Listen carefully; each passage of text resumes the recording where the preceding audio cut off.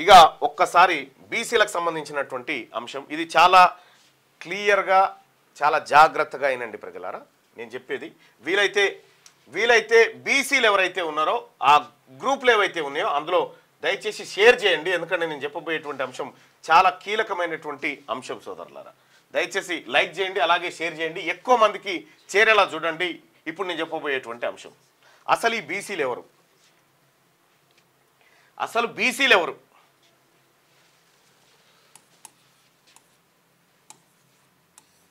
బీసీలు ఎవరు అంటే దాదాపు 2000 సంవత్సరాల క్రితం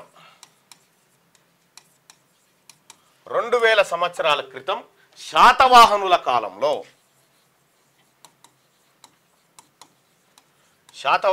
కాలంలో శ్రేణి అనేటువంటిది ఉండే శ్రేణి అనే వ్యవస్థ ఉండే ఈ శ్రేణిలో దాదాపుగా 18 కుల వృత్తులు ఉండేటి 18 కుల వృత్తులు సాకలి మంగలి వడ్రంగి హలియాల్ కుమ్మరి కమ్మరి అట్లా హలియాల్ అంటే వ్యవసాయదారులు కుమ్మరి కమ్మరి ఇట్లా 18 కుల వృత్తులు గ్రామ వ్యవస్థలో ఉన్నాయి గ్రామీణ వ్యవస్థలో శ్రేణి అనేటువంటిది 18 ఉండే అయితే ఇది ఎక్కడి వరకు ఉందంటే విష్ణు కుండిలి కాలం దాకా ఉంది ఓకే శాతవాహనుల నుంచి విష్ణు కుండిల వరకు ఇక్కడ విష్ణు కుండిల వరకు ఉంది ఇక్కడ వరకు అంటే 2000 సంవత్సరాల క్రితమే బీసీ అన్నట్టు అంటే కుల వృత్తులు ఈ వ్యవస్థ అంతా స్టార్ట్ అయిపోయింది ఆ కాలంలో ఉండే ఆ తర్వాత వీళ్ళ శకం పోయిన తర్వాత కాకతీయులు వచ్చారు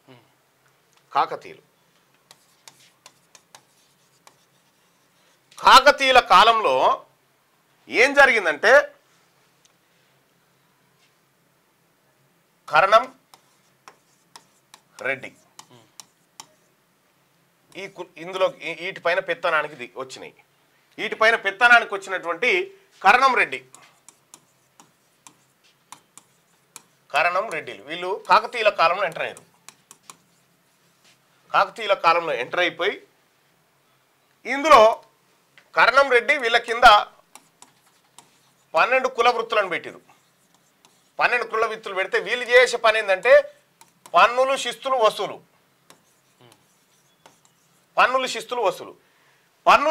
వసూలు చేసి వీళ్ళు అయ్యంగార్ వ్యవస్థ అంటారు దాన్ని అయ్యంగార్ వ్యవస్థ అని చెప్పని అన్నారు ఈ అయ్యంగార్ వ్యవస్థలో మొదటిసారిగా కరణం రెడ్డి ఎంటర్ అయ్యింది ఇక్కడ ఎప్పుడు ఇది కాకతీయుల కాలం 1000 సంవత్సరాల క్రితం మనం 2000 సంవత్సరాల క్రితం బీసీలది ఎంటర్ అయితే 1000 సంవత్సరాల నుంచి 1200 సంవత్సరాల వరకు కరణం రెడ్డి వ్యవస్థ ఎంటర్ అయింది కరణం రెడ్డి వ్యవస్థ చేతుల్లోనే ఈ శిస్తు వసూలు కార్యక్రమాలు ఉండేటి సింపుల్గా చెప్తున్నా ఈ వ్యవస్థ వచ్చిన తర్వాత ఏమైంది ఈ పన్నులు కథా కార్ఖానా అయిపోయింది వీళ్ళు గ్రామీణ స్థాయిలో ఉన్నారు క్రమేణా వీళ్ళ చేతుల్లోకి ఆర్థిక వ్యవహారాలను వచ్చేసరికి ఆర్థికంగా బలపడి ఏం చేశారంటే రెడ్డి వెలమ రాజ్యాలు వచ్చేసినాయి రెడ్డి వెలమలు రాజ్యాలను స్థాపించిన తర్వాత కుతుబ్ షాహీలు తర్వాత వీళ్ళనేమంటారు నిజాంల రాజ్యాలు వచ్చినాయి వాళ్ళే కూలిపోయినాయి వచ్చిన తర్వాత ఏం చేసిరు అప్పటికే ఆర్థికంగా బలంగా ఉన్నటువంటి వెలమ తర్వాత రెడ్డి వీళ్ళు ఏం చేశారంటే ఈ నిజాంల కింద కుతుబ్ షాహీల కింద కూడా సేమ్ పరపతిని మళ్ళీ కాకతీయుల కాలం నాటి పరపతికి వచ్చేసారు మళ్ళీ శిస్తు వసూలు కార్యక్రమాలు దీంట్లో జమీందారీ వ్యవస్థ వచ్చేసింది జమీందారి దగ్గరనే ఇక భూములు గీములు అన్నీ ఉంటాయి ఈ జమీందారులు ఏం చేస్తారంటే ఈ నిజాం రాజుకు మొత్తం కుదరదు కదా ఇగో గింత భూభాగం నీకు ఇస్తున్నాయా రామచంద్రారెడ్డి ఈడ నువ్వు ఏం పన్నులు వసూలు చేసుకుంటావు నీ ఇష్టం మా గట్టవలసింది మా గట్టేసేయి ఈయన ఇక ఈ ఊర్లన్నీ ఈయననే చూసుకునేది ఈ 50 ఊర్లు 60 ఊర్లు 70 ఊర్లు ఇట్లా 1000 ఎకరాల భూములు జమీందారుల దగ్గరకు వచ్చింది జమీందారుల దగ్గరకు వస్తే వాస్తవానికి 1940 48 దాకా అంతేగా సెప్టెంబర్ 17 వరకు ఈ వ్యవస్థ కొనసాగింది. అయితే ఎప్పుడైతే నిజాం రాజు ఈ భూమి అంతా ఎవరిది వాస్తవానికి ఈ హైదరాబాద్ సంస్థానం అంతా నిజాంలది. అందులో సర్ఫకాస్ ల్యాండ్స్ అవి ఇవి మన్ను మసడం అన్నీ ఉండే. ఈ ల్యాండ్స్ అన్ని ఒరిజినల్గా ఓనర్ నిజాం. నిజాం ఎప్పుడైతే భారత్లో విలీనమైందో నిజాం ప్రస్థానం అయిపోయింది. మరి ఈ భూములు ఎటు పోవాలి? ఈ భూములు ఎటు పోవాలంటే ఈ జమీందారుల చేతుల్లో ఈ జమీందారుల చేతుల్లోనే. వాస్తవానికి ఈ జమీందారులు ఈ భూములకు ఓనర్లు కాదు, ఓనర్ నిజాం. కానీ ఈ జమీందారుల చేతుల్లోకి పోయినాయి. జమీందారులకు అప్పుడు ఈ 6,000 ఎకరాలు 3,000 ఎకరాలు 4,000 ఎకరాలు ఇట్లా ఉండేది. తర్వాత ఏం జరిగింది? తర్వాత తెలంగాణ సాయుధ రైతాంగ పోరాటం జరిగింది. పోరాటము ఆ తర్వాత ఈ వ్యవహారం అంతా జరిగింది. ఇక్కడ నిజాం కాలం నుంచి కొనసాగుతున్నటువంటి జమీందారుల దగ్గర చేతుల్లోకి భూమి ఉంది కదా. ఇందులో అప్పుడు మనకి ఇచ్చినటువంటి మంగళోల మాన్యము గొల్లోల మాన్యము ఈ మాన్యాలను ఎక్కడి అంటే నిజాం ఇచ్చిన మాన్యాలు అవన్నీ వీళ్ళు ఇచ్చినాయి కాదు. ఏమైంది? వీళ్ళ చేతుల్లోకి ఎక్కడ వెలమారెడ్డిల చేతిల్లోకి ఈ వ్యవస్థ భూ వ్యవస్థ అంతా వాళ్ళ పరిపాలనలోకి వచ్చింది. బీసీల దగ్గర 5 నుంచి భూ పంపిణీ కేవలం 5 నుంచి 10 ఎకరాల లోపే జరిగింది. మొత్తం భూములకు వాళ్ళే ఓనర్లు అయిపోయారు నిజాం దగ్గర నుంచి నేరుగా. ఎందుకంటే రికార్డులు వాళ్ళ దగ్గర ఉన్నాయి కాబట్టి వాళ్ళు ఇష్టం ఉన్నట్టు రాసుకున్నారు. ఇక్కడ జరిగినటువంటి మహా ఉద్యమం ఏంటంటే మనకు ఉమ్మడి ఆంధ్రప్రదేశ్ ఏర్పడ్డది 56లో. ఆ తర్వాత కర్నూలు వాళ్ళ రాజధాని పోయి హైదరాబాద్కి వచ్చేసారు. పెద్ద మనుషుల ఒప్పందం మన్ను మాషాడం అన్ని జరిగినాయి.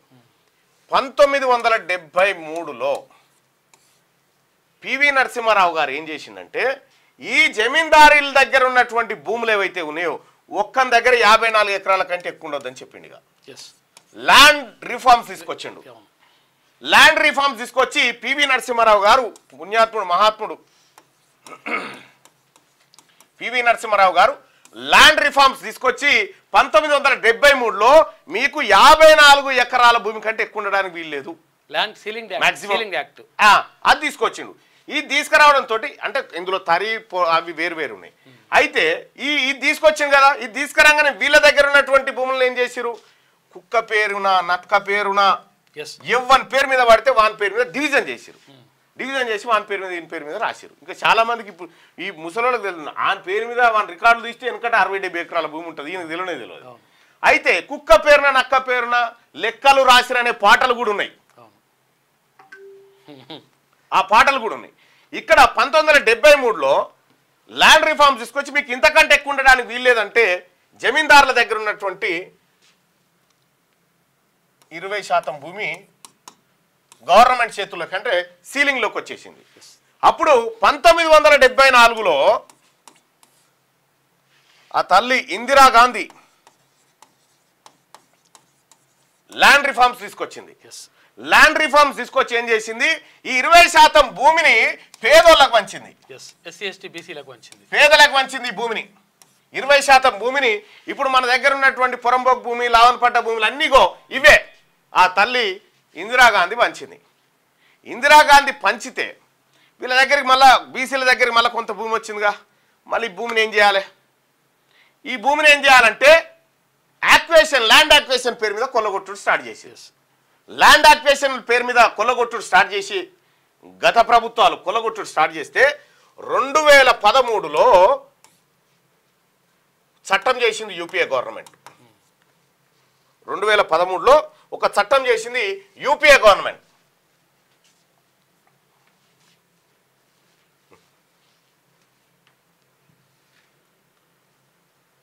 ఇగో ఇదే ఆ చట్టం.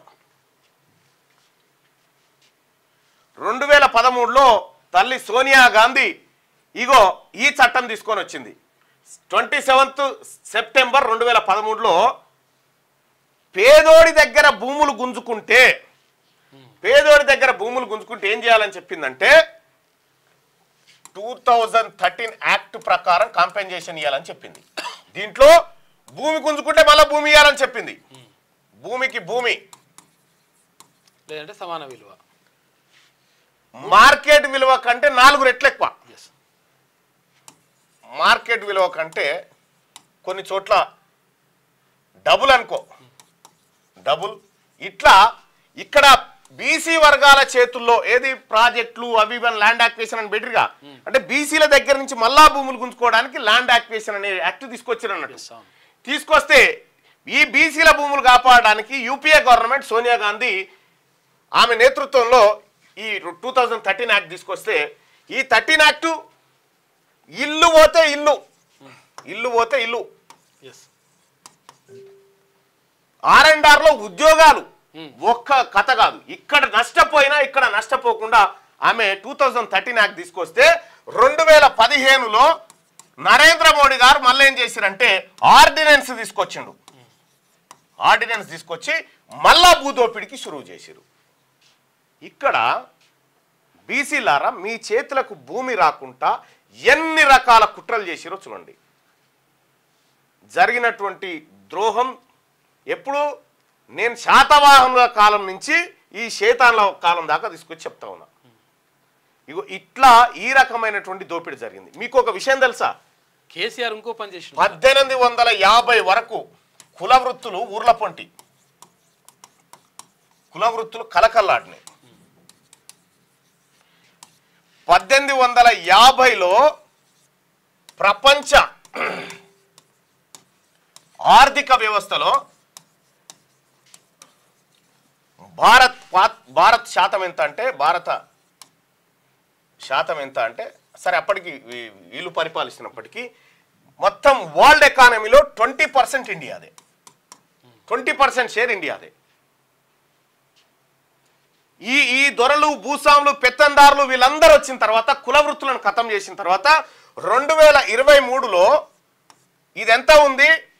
ఆర్థిక ప్రపంచ ఎకానమీలో ఇండియా వాటా ఎంత అంటే 7.79%. సారీ 7.59%. 7.59%కి వచ్చింది వరల్డ్ ఎకానమీలో. అంటే ఇక్కడ భారతదేశం కుల వృత్తులు బీసీలతో కలకల్లాడినన్ని రోజులు బీసీలు వృత్తులు చేసుకొని బీసీలు గ్రామీణ ఆర్థిక వ్యవస్థను పరిపుష్టి చేసినన్ని రోజులు భారతదేశం 20% ఎకానమీని కలిగి ఉంది ప్రపంచ ఆర్థిక వ్యవస్థలో. ఇక వీళ్ళ చేతులకు వచ్చిన తర్వాత గ్రామీణ వ్యవస్థ నాశనమైన తర్వాత 7.59% వచ్చింది ఇండియన్ ఎకానమీ. సో ఇక్కడ దీన్ని బట్టి ఏమర్థమవుతుంది? దేశం ముందుకు పోవాలంటే బీసీల పాత్ర చాలా అవసరం. ఇది ఫైనల్ కన్క్లూజన్. కేసీఆర్ ఇంకో పని కూడా చేసిండు ఇక్కడ మధ్యలో. ఏం చేసిండో యాక్చువల్గా అంటే దున్నేవాడిదే భూమి అని చెప్పేసి అప్పుడు అది వేరే సబ్జెక్ట్. అది మళ్ళీ రాష్ట్రానికి వచ్చినప్పుడు ఏం చేసిండు ఇక్కడ అది తెలంగాణలో నక్సల్బరీ వ్యవస్థ వచ్చింది. నక్సల్బరీ వ్యవస్థ వస్తే ఈ జమీందారులు ఏం చేసిరంటే భూములు ఊర్లలో వదిలిపెట్టి పారిపోయారు. నక్సలైట్లు అన్నాలు వచ్చిన తర్వాత జమీందారులు భూములు వదిలి పారిపోయారు. ఎందుకంటే నక్సలైట్లు గాలి చేస్తున్నారు. పట్టణాలకు పోయారు. వీళ్ళు వారిపోగానే వీళ్ళ భూములలో ఎర్ర జెండాలు బాతారు నక్సలైట్లు. ఎర్ర జెండాలు బాతంగానే ఏం చేసిరు జమీందారులు? పట్టణాల పొంటి వచ్చారు కదా, అరే ఎట్లాగో నువ్వే దున్నుకుంటున్నావు గారా అని పేదోని చెప్పి, నువ్వే దున్నుకుంటున్నావు గారా ఎంత ఇస్తావో ఈరా అన్నారు. ఇక గింత ఇస్తున్నాను మా దగ్గర వసూలు చేసిరు. వసూలు చేయగానే ఆ వసూలు చేసిన పైకమంతా వచ్చి పట్టణంలో రియల్ ఎస్టేట్ వ్యాపారాలు చేసిరు. ఆ ఎవరైతే పేదోడు ఇచ్చినగా పైసలు వానికి తెల్ల కాగితం మీద రాసిచ్చాడు. సాదా బైనామా మీద రాసిస్తే వానికి పట కాయిదాలు రాలే, ఒరిజినల్ ఓనర్ మళ్ళీ జమీందారే అయిండు. కేసీఆర్ వచ్చినాక ఏం చేసిండంటే జమీందారులదే భూమి అని తేల్చేసాడు. రైతు బంధు ఎవరికి వేసిండు? అంతకుముందు చట్టం ఉండే అనుభవదారుడి కాలం అనేది ఉండేది. పహానీలలో అనుభవదారుడి కాలం అనేది ఉంది. అనుభవదారుడు అంటే అనుభవిస్తున్న పేదవాడి పేరు, పట్టాదారుడు అంటే ఈ జమీందారుల పేరు ఉంటుండే. అనుభవదారుడి హక్కులు ఉండేటి, హక్కులను కాల రాస్తూ పట్టాదారుడే ఒరిజినల్ ఓనర్ తెచ్చి వేల కోట్ల రూపాయల సంపద ఇలా దారాదత్తం దొరలకు కేసీఆర్. ఇది మన రాజ్యాంగానే కాదు. బీసీ ప్రజలారా మీరొక్కసారి చరిత్రకు పోతే ఇది ఇందులో జరుగుతున్నటువంటి దోపిడీ ఏదైతే ఉందో ఈ 2000 సంవత్సరాల నుంచి 2000 సంవత్సరాల క్రితం నుంచి 2000 సంవత్సరాలు వెనక్కి పోయి చూస్తే ఆ రోజు బీసీ వాడున్నాడు, వీళ్ళు రెడ్డిలు కర్ణాలు లేరప్పుడు. ఎప్పుడైతే కాకతీయుల కాలం వచ్చిందో కాకతీయుల కాలంలో అయ్యంగార్ వ్యవస్థ వచ్చిందో, అయ్యంగార్ వ్యవస్థ వచ్చిన తర్వాత 18 శాఖలుగా ఉన్నటువంటి కుల వృత్తులు 12కు వచ్చినాయి. ఆ 12లో ఈ జమీందారు రెడ్డి కర్ణం వ్యవస్థలు వచ్చినాయి. ఈ కర్ణం వ్యవస్థలు క్రమక్రమేణా ప్రతిసారి ఏదన్నా ఒక మంచి ప్రభుత్వం వచ్చి పేదోళ్లకు, బీసీలకు, కుల వృత్తులు చేసుకునేటువంటి వాళ్ళకు భూములు ఇస్తే ఆ భూములను మళ్ళా కొత్త చట్టాలు తీసుకొచ్చి యాక్వేషన్ పేరు మీద మళ్ళా లాక్కొని పోతారు అన్నట్టు. ఇగో ఇదే దోపిడి. బీసీ ప్రజలారా, మనము చరిత్రను గనక చూసుకోకపోతే మనం ఎక్కడి నుంచి వచ్చినామని, ఈ భూమి 2000 సంవత్సరాల క్రితం బీసీ వాళ్ళ చేతుల్లో కలకల్లాడింది. మనది ఆక్రమణకు గురైంది, మన దోపిడీకి గురైంది. ఈ భూమి అంతా మనదే, ఈ భూమికి ఓనర్లం మనమే. కాబట్టి బీసీ ప్రజలారా, చాలా జాగ్రత్తగా ఈ అంశాలను మీరు పరిశీలించండి, బీసీ ప్రజలతో చర్చించండి. మనకు జరిగినటువంటి అన్యాయం, వెలమాయన వస్తే వెలమాలను పట్టాదారులను చేసిండు, అదే ఇందిరాగాంధీ వచ్చినప్పుడు బీసీలను పట్టాదారులను చేసింది. ఈ జమీందారీ వ్యవస్థ, పటేల్ పట్వారీ వ్యవస్థను ఎన్టీ రామారావు రద్దు చేసిండు. ఈ పటేల్ పట్వారీ వ్యవస్థను ఎన్టీ రామారావు రద్దు చేస్తే ఎన్టీ రామారావును ముప్పు తిప్పలు పెట్టిరు వీళ్ళంతా. మీ అందరికి తెలుసు. మళ్ళీ ఆ హిస్టరీ మాట్లాడుకుందాం, ఆ రీఫార్మ్స్, ఆ వ్యవస్థ మాట్లాడుకుందాం, ఎందుకంటే టైం కూడా ఎక్కువ లేదు కాబట్టి. జరిగినటువంటి ఘోరం ఇది ఏదైతే ఉందో దీన్ని బీసీ ప్రజలు గమనించాలి. ఇది మనకు కిషన్ రెడ్డి గారు వచ్చి చెప్పాడు, ఇవన్నీ కిషన్ రెడ్డి గారు వచ్చి చెప్పాడు మనకు ఇట్లా జరిగింది, ఈ ఆర్డినెన్స్ తీసుకొచ్చినాం, మీ దగ్గర ఉన్నటువంటి భూములను కొల్లగొట్టడానికి, మళ్ళీ అదానీల అంబానీల చేతుల్లో పెట్టడానికి మేము ఆర్డినెన్స్ తీసుకొచ్చినాం అనే మాట ఎక్కడ చెప్పరు. పివి నరసింహారావు గారు రెడ్ల దగ్గర నుంచి భూమి గుంజుకుంటే ఇందిరాగాంధీ గారు ఆ భూమిని బీసీలకు, పేదోళ్ళకు పంచింది. సేమ్ ఆ భూమిని మళ్ళీ దొరలు వచ్చి మళ్ళీ ఏం చేసిరంటే ఆ భూములను మళ్ళీ దొరలకు కట్టబెట్టింది. ఇదే జరిగింది. అదే అది యాక్ట్ కూడా ఉండే. 12 సంవత్సరాలు ఎవరైతే అనుభవదారు ఉంటారో, ఎవరైతే దున్నుకొని ఉంటారో వాళ్ళకి భూమి అనేటువంటి యాక్ట్ ఉండే. ఆటిని కూడా లేకుండా చేసి తీసేసిండు కేసీఆర్. పోల్ వచ్చిందా?